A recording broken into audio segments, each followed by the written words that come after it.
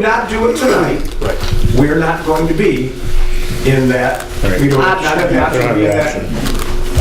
I think you wouldn't be part of it for this current proposal. For this particular, it doesn't mean you got enough time. In 2 years or 3 years when Mega again goes out to bids, you know, as that contract expires and they're looking to do another one, you'd be able to participate most likely at that point. Right. With this, so let's play this out and say we pass a law and we don't participate, but in 3 years when they're looking again, do we have to pass another law, or is this law good? Your law would be good. It would simply, I'm assuming Mega will come back around and say, you opted in, you chose as your planning administrator, you chose to not participate in the last round, we're going out again, you know, what education and outreach efforts do we need to do this time around? I mean, I'm envisioning what they'll do in 3 years. Sure, they're looking for the largest. Yeah, there is going to be a cycle of this if you are adopting a law and actually choosing someone to be your administrator. Okay. Any more discussion from the board? Just wondered, if the municipalities do not agree on the opt-in or a program, how does that process work after that? I mean, I don't know how we communicate with Nicholas. If they want 100% green and we don't, and like I know we all have to agree on one provider. If we have differences of opinions, how do we resolve that issue between communities? We're not going to bargain with the community. Well, no, but we all have to agree to one opt-in. So right? the Mega is going to identify the lowest competitive bidder. Right. And that will be the choice that you get. You get either that or nothing. Okay. Oh, okay. Oh. One or none, okay. I don't want to take part of your discussion. It's up to the mayor. No, you're okay. The other part of that bid process will be the offer of 100% renewable and what the price of that would be. And any of the people that are in the CCA can opt up to that level of 100% renewable. So they would have that opportunity. Okay. So that's an they're education going to be in the default, but there will be that 100% renewable opportunity for them to. So Ron, I think, correct me if I'm wrong, there will be, so you're going to identify the lowest competitive bidder overall, and then the lowest competitive 100% renewable, and then the village will have the choice of going with the default options and the opt-up option. If you choose to not go with that, and you, it sounds like you're going with it as a package. You can't just say, we're only going to opt up village-wide. Is that? You won't village, it'll be an individual. Right, the individuals will So I'm get going to the get a letter. I'm going to get a letter that says the village is participating in CCA. You will be moved into this program. Here's your price. You also have, if you like, the opportunity to opt up to 100% renewable. This is the renewable price. So Ron, you as the trustees aren't going to make the decision for everybody. It'd be the individual. So I could decide for my home if... Right. Okay. And that would be an education thing. Right. what order will we be doing? We have a resolution, a potential law? No, there's a resolution to actually approve the local law, which I put together and thought the Mega fixes. No, that's the one for, I think, the education and outreach plan and customer opt-out letter. We need to adopt the law first. We need to do the seeker first. Right? We need to do seeker first, and then, Mayor, this is just a resolution approving the local law itself, which we can get through after we do seeker. Okay. We need to see the report and make the motion. Yes. Yeah. So, Let's do the seeker. you hand that over to Rusty. So I'm passing out the part 2 assessment form. I believe this is an unlisted action.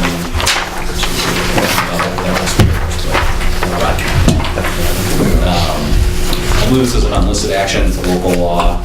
It's not land use law per se in that sense. Mayor, I've got the part 1 for this as well that you can have. The only thing it does on here is identify that it's a local law adoption, and then it says go straight to part 2. So part 2 is the discussion and answering these 11 questions as to whether or not the action will have a no or small impact or moderate to a large impact. The form that I've passed around has all 11 of those questions there. I would encourage you to have a discussion as to whether you think the action tonight, which is adoption of local law number 1, creating a community choice aggregation program, would have a small impact or possibly a moderate to large impact. And then as we go through these 11 questions,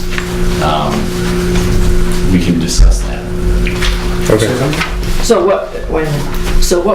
the seeker is going to be on is whether adopting the law is going to have a bigger small impact. Right. Not whether we choose to go into the Right. program. Okay. And when we determine that it has a large impact, Then there's we went through that once. Yeah. we went through that with the rezoning, so that brings in other things that happen when we do that. Right, so just to recap a bit, if it's these are possibly no or small impact or possibly moderate to large. If you say, okay, it's possible there might be moderate to large impact, then we move on to part 3 and having the discussion about, okay, it's possibly a moderate to large impact, but are there conditions that are in play that serve to mitigate it and in fact result in a no or small impact? And if that's the case, then we can continue to approve the law. If for some reason you folks tonight say, no, there's nothing we can do, it's going to be a moderate to large impact, then that triggers a whole other thing that I would be surprised if that was the outcome. But No other questions? I would just So question 1, you all have it there. Will it create a material conflict with an adopted land use plan or zoning regulations? Anyone believe that this would be a moderate to a large impact? No. Okay, and then question 2, will this change in the use or intensity of use of land? Anybody? No. Will it impair the character or quality of the existing community? No. Will it affect an critical environmental area? That's question. Not the law. I'm paraphrasing. The law. No. Would this affect traffic? I hope not. Oh, I want to say yes. Will it cause an increase in the use of energy and it fails to incorporate reasonably available energy conservation or renewable energy opportunities? It wouldn't cause an increase in the use of energy, I don't think. Proposed action causes an increase in use. The law, though, not This opting has in. nothing to do with the actual use. electric provider. It's just Right. about presenting this law today. It's the creation of a community choice aggregation program. Right. So all we're doing is researching. We're not actually, So you do have to consider, so one concept under seekers, you can't just look at one piece of an action separate from the secondary steps that you know are going to take place. In this case, we know that we're going to be presented with the decision to choose to opt in or out. And theoretically, you would choose that you would opt in. So at this point, I think you should decide whether those later decisions will cause an increase in the use of energy. So it's not simply just this local law tonight, it's primarily that, but when you have other actions that you're going to take, you need to consider the effects of them together. I don't think it would increase the I don't use of think it'll energy. increase. I don't think people are gonna start just leaving everything on. We have no way to anticipate an increase in use of energy. Right. So the other way to think about this is, and I think you kind of have touched on it, there's a certain number of residents, buildings, and businesses in the village of Owego. This isn't going to cause a sudden increase in demand for electricity.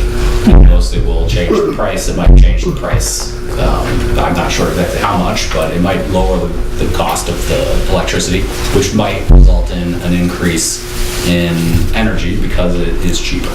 But then the question would be how much really the increase in energy would be.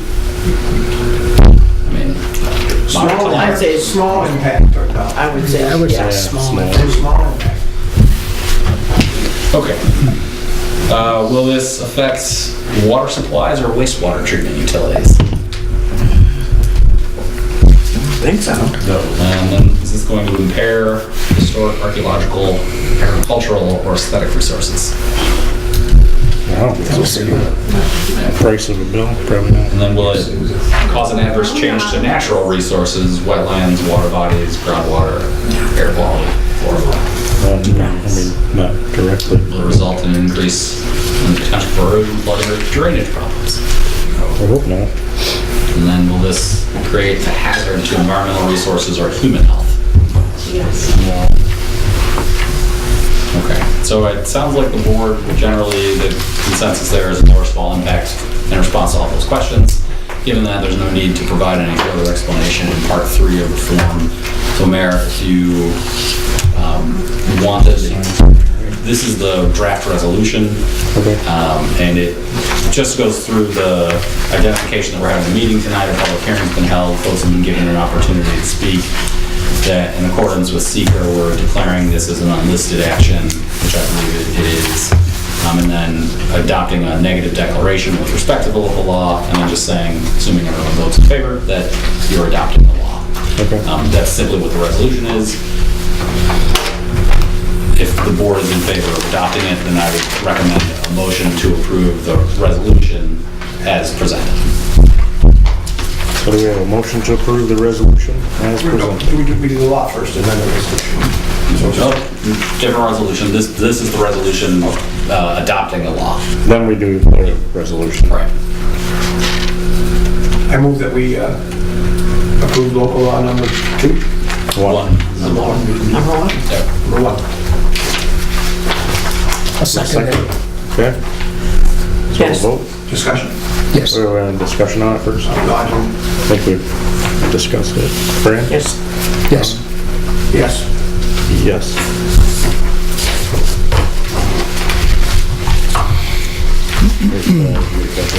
Yep.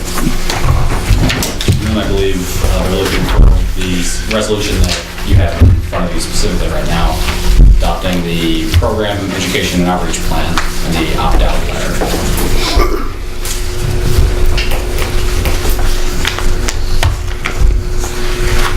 Did we generate this? No, this was all generated by Mara.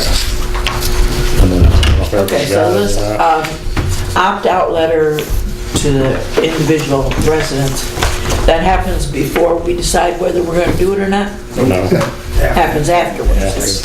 I don't know if you got it in your packet, but the letter's actually right here. So there will be a time frame after the bids are in, and Mega's identified the lowest competitive bidder, for you to formally adopt it, and then that's going to trigger the letters that go out to the community members. And all that's going to happen pretty quickly. Right, because if we don't adopt, or if we don't accept, then the letters have no reason to go out. Correct.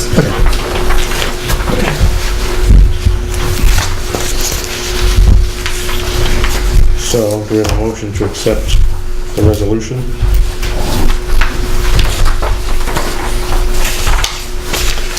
I make a motion to accept the resolution. Okay. Give a second for that. I'll second that. Okay. Any discussion on the resolution? Or the opt-out letter, or the education?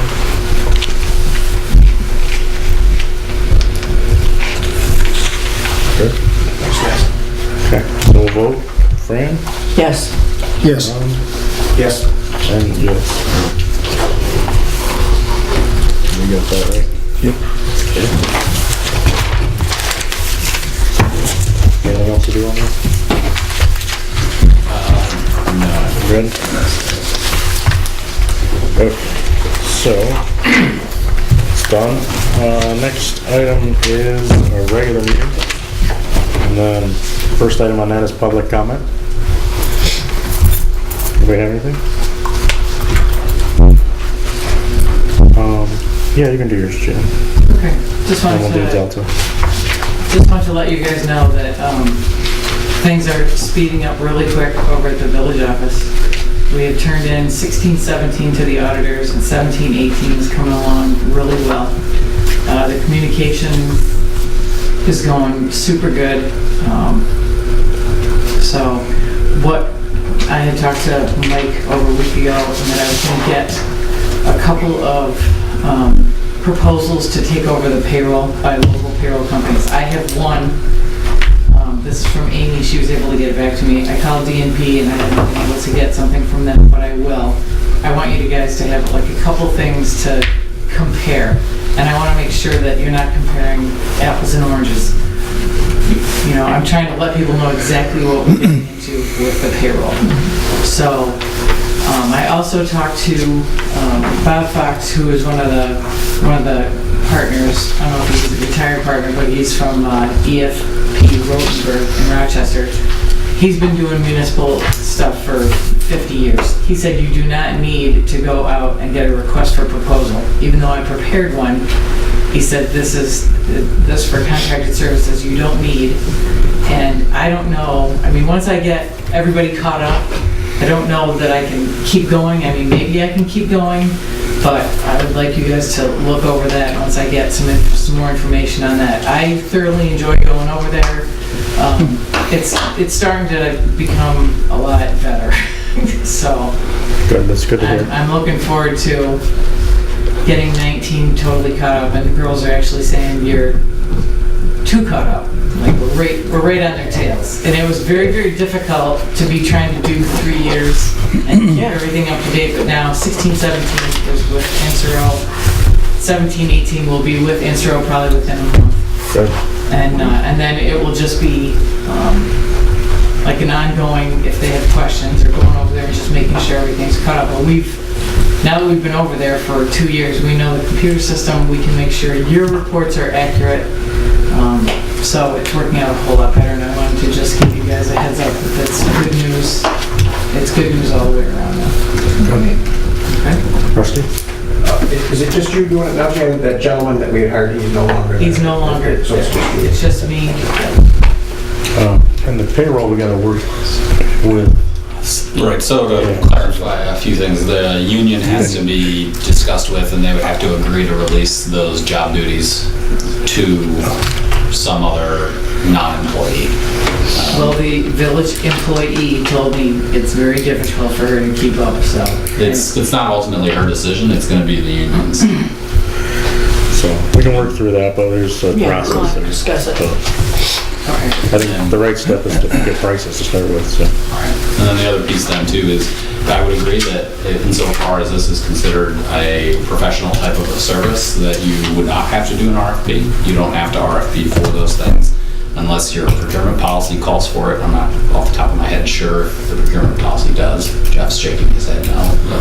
But you can always choose to go out for an RFP for professional services. It's not uncommon, but again, you don't have to. Certainly if you have some pricing to compare, that's not a bad thing. Right. My only fear about the village is you need to have at least one person at that office. Better, 2 people at that office. Because I've been there enough and the phone rings, and it rings a lot. Right. You know, it doesn't work really good when there's only one person there. No, people call there for all kinds of stuff. They do, and so it's a distraction, Right. and errors are made when that happens. So it's almost like you need, I'm afraid of having like a remote situation. Right. Where someone's remotely coming in and doing bookkeeping. So I'm just trying to look at this from the best perspective for the village. Right. It comes down to me just doing supervisory stuff just to make sure those girls know. Now they're starting to ask me questions. Both of them. So that's working out a whole lot better. Good. So I just wanted to let you know. That's good. Sounds like it's working good. Anybody else for public comment? Okay. Next item is Delta. Where we gonna like us to set up a guy to email board? Wherever you want. I just want to know. I mean, over there is fine. Are you all right? We'll have Rusty turn around. Actually, I'd like to be able to see it. That was yours, right? No. Jerry. Let's go, Jim. That's Rusty's. Well, you're coming over here, right? I'm gonna see if it's on the. All right. He likes to be close. Thank you. Everyone supposedly forgot myself. They all got emails. I didn't see it. That's why you got a special. So, we'll let these guys take over. Smoke's in there from the smoke shop. And the topic here is our new building, which should go right out there. And they're looking for answers from us, on floor plans and whatever else they want to ask us. Good evening, everyone. My name is Jeff Stafford. I'm the Delta Project Manager on this project. Just to give you a little bit of a quick history, we've been working on this project since last summer. And we developed an initial feasibility study to begin with that you guys all saw, I believe, back in the September, October timeframe. And since then, we have met with some of you folks to go through and do a couple of programming meetings. We've taken all of the information, from you about your wants and needs with regard to this space, and we developed 4 or 5 different options based on all of that input. And what you see here is a refinement of all of those options that we discussed at our last meeting on Wednesday, January 9th. So a couple things that I want to go over here. I guess the first question I have, and I'm hopeful that the answer will be that you've seen it. Has everyone seen this specific option number 5? Okay, so that's I think so. Okay. I want to go over this option real quick and then give you the opportunity to weigh in with questions that you might have about this. So how we got to this point, starting kind of with the end in mind, beginning with the end in mind, is that overall we're still within approximately the 5,000 square foot footprint, which means that we're still within that magical budgetary figure that we came up with back in September. Right now, we're looking at somewhere around 1.75 million, for the building, which leaves you about $250,000 contingency based on the funding you have from GOSER. Taking into account all of the floor plans of all of the other options along with your programming, this is how we got to this point. So the primary thing that we focused on to begin with was security. That was a big topic of discussion at our last meeting that we didn't have before. So I just kind of want to run you through where that comes into play. So again, if you picture the building out there, this would be the front, looking at it from where you are. And there's a single point of entry into the building. We have to have a lobby, per the building code. When you walk in, you kind of come into, a space that is, somewhat welcoming and open, where you can have various things there displayed if you want. At least it gives you the impression or the feeling that you've entered into a building that is municipal in nature, and signage that will guide and direct to where you need to go.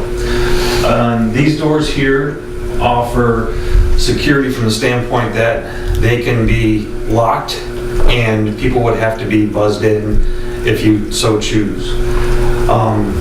There would be key fob access, electronic key fob access for employees, for staff, of the village, so they can just, put their key fob up there, open the door, and go in. So, secure door, and then over on the clerk's side of it, you'd have a little lobby, within this space, accessible here through a glass wall counter there, and then this door also would be secure in terms of the key fob.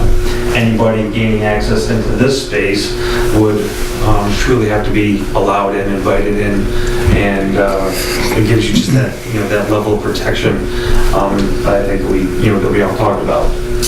Same with over here going into the DPW code enforcement area.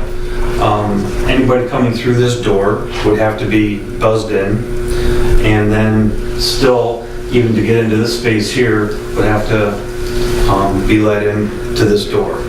With any sort of public transactions that need to occur with the DPW's office or code enforcement, there would be another glass window here, with a counter. So, again, the idea initially was to kind of hone in on the security options and really bring those to the forefront so that it satisfies your requirements. The other requirement that came up was with regard to the community space and the boardroom, accessible from this main area, as well as It is now over 1,000 square feet, potentially, which is comparable to the other options that were developed. Again, accessible from this public area here. And another comment also was to have the bathrooms accessible from this area also, so that you didn't have to go through a secure space to get to the bathrooms. So we feel that we've been able to accomplish that as well. Overall, I think the office spaces, in terms of the size, that was discussed, we've been able to capture that. And there's also a separate entrance into the DPW area that was discussed for DPW staff, to come in. They would, have a key fob here to buzz through, as opposed to, going through all of the main entrance and through here. The utility storage area, primarily you're going to have the utilities coming in from this side of the building, gas, water, sanitary. And there's also going to be a generator, backup generator out here as well. So having all of this right there accessible coming into that spot there will be most cost effective.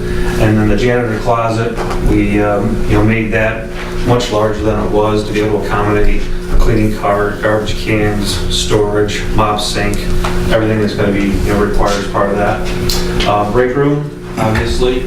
And this will be, obviously accessible only by the staff within the building. So, with that being said, any big questions? How many, does the big auditorium, how many seats is on it? Right now, there's an occupant load potentially there of 150 people. Oh, that's good. Possibly. And the reason why I say possibly is I'm not sure yet if we want to get up to that number, because once we exceed the magical number 99, then we have an assembly space issue where we may have to sprinkle the building. So there's going to be a balance in there. So what are all the rooms there in that peach colored area? This is all the clerk's areas, office and workspaces here. This is a conference room. That was another thing that was discussed at one of the previous programming meetings, to have a conference room adjacent off of the community room / boardroom. So that exists here. Door would be locked or locked here, during the day. The mayor's office being here, accessible only through the clerk's office. Which was another comment that you had made. Yeah, he has it off the main hallway up there. Yeah. So you had wanted us to chime in on or decide on the final, that we didn't need this to be a shelter. So that was one of the things we were going to bring up this evening, that we didn't need a shelter. Obviously, this is under that.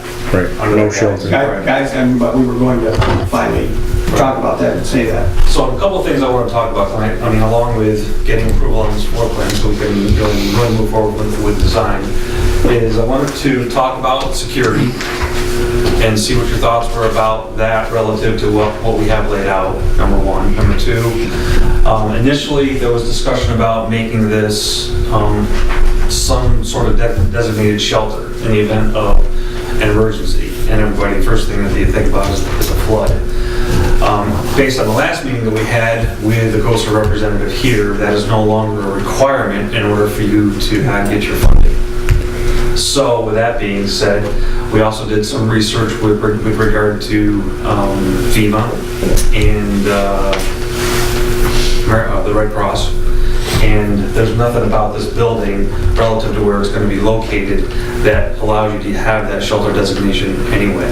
So that all just kind of comes into place. So with that being said, we took out anything, any of the ancillary spaces or anything about the other options that made reference to a shelter. We took that out, and we were able to use that space more efficiently, with what your functions are. Right, we don't need an industrial kitchen and... Correct, yeah. So, seems like, was there something else that we were going to talk about also? wrote them down, all the questions, but I don't. The two big ones were with the shelter classification, the security, trainer's closet, security entrance. That was it. And then the phone one way out. So I guess like those intermediate doors during the day, can you leave those open so people can come in and just go right to like the clerk or whatever? Yeah. This is your choice. Okay. This is part of the discussion I want to have about security. You can control these either way, either on a timer, you can have them open, or they can be locked all the time. And the only way you can get through them is either with a key fob, or they're buzzed and they're open remotely to allow somebody to come in. Okay. But at least you have that option. Okay. It's better than not having the option. Yeah. Even if we had to knock it down to occupancy of 99, that'd be twice what we have here. Right. I don't think even over at Hubbard, I don't know if we've ever had 100 people. Ever had 100 people, no. Maybe close, but. Yeah. Into that south side rezoning. Yeah. Yeah, we tried 60, 70 maybe. And that would be tight. That's taken into account, Right. the whole space, so. But Okay, from a code so is there standpoint- still a second floor record storage area? Great question. So yeah, there still will be a mezzanine above this area here. And the other thing that this floor plan allows is you're coming into that through the clerk's office. As you come up, you're coming into that somewhat centrally located. And in that mezzanine is where you'll have their air handling equipment for HVAC. That will be centrally located to allow, the most efficient use of the branch ductwork that will then, feed each of the spaces. There will also be storage up there from the clerk's office as well as code enforcement and maybe DPW also. And this will also house an area up there for your network, computer network. Can you show me exactly where the mezzanine will be and how big it'll be? Roughly the mezzanine will, the top of the stairs are here, and that's where you'd actually hit the floor. Okay. It kind of comes out in this direction, about halfway out. So it kind of forms this box. So the mezzanine is not over here, it's over here. Correct. But we did talk about having to have some space over here probably, but we're also limited in terms of it can't be more than 1/3 of the floor plan, because then it's not considered a mezzanine, it's considered a second floor. And then you got a whole bunch of other things that are required for that. So, will part of it be over top of the auditorium so that we could have sound equipment, visual equipment? That should be built in with the new thing, like sound and audio, video. In terms of audio and video, the infrastructure will be put into it, Right. but it's not necessarily going to be provided as part of this project because Moser will not fund that. Right. Okay. We'd have to fund that through the village. I mean, we could do that, but we'd have to fund it through the Are village. they funding any furnishings to this space? Empty space, not a chair, nothing? Not a chair. If there's something you can Bring your pick up chair. the road, they're not going to fund that. They won't fund any of that. So I do. Save Moore's right down the road. What's that? Save Moore's right down the road. Have these same tables in there. We got the chairs from Stack. They're nice chairs, yeah. Probably historic. Place closed down. Historic.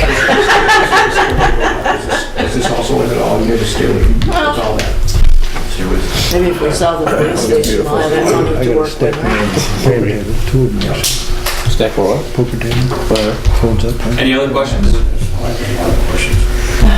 Don't let I'm Rusty. sure Rusty has lots of questions. Do you have any questions for us specifically? Again, just want to confirm that this satisfies your concerns with regard to security. It's not an end-all, be-all, it's not foolproof by any means. I think, no building is, but I think it does offer you a level of security that you have control over about how much you want to have. Are these going to be open or are they going to be locked? Are there windows in this thing? I just can't tell from here. Yeah, there will be. Yep. Okay. There's windows. We're just a placeholder show now. Okay, all right. Just to kind of give an idea. I just want to be in But we want to get something frozen before with our windows sizes. Okay, so there's only 2 entrances and exits? You got a main entrance here, Uh-huh. there's an exit here for egress, and then you have an entrance Oh, okay. and exit here specifically. So the for- front one is handicapped. Correct. All right. Yeah, right.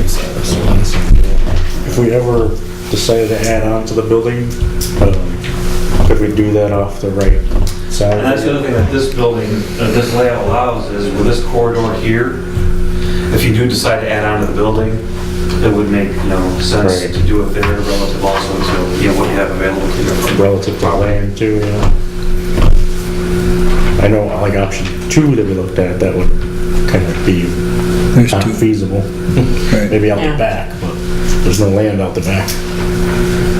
In terms of the programming part of it, and all of your requirements, this satisfies it the best out of all the options. Another question. I missed the very end of the meeting last week. So, in general, the clerk and the DPW had preferred option 2. So, what got us away from option 2 to this? And that kind of morphed after you left. But that's what I'm asking, because I didn't hear, wasn't here for the last hour. So what happened? Yeah, well, basically, we talked about if we wanted to add on that. I mean, we like the flow of This building, the flow of this building. but if we add on and bring anything else down here, you'd have to do so much remodeling in there that it'd just be a pain. We would have to build a separate building. It wouldn't be easy to build it attached to this. Correct. That and option number 2 does not give you the level of security that this building does. Right. Which also must have morphed later. Yeah. Yeah. I wasn't hearing that earlier on about that level of security. I would hear Chuck say that. I didn't hear anybody else say that. Just asking. Yeah, afterwards, I mean, we need to have some sort of security in there. Right. Yeah. And that would, what they've come up with is the best way, if you ask me. But then we have the option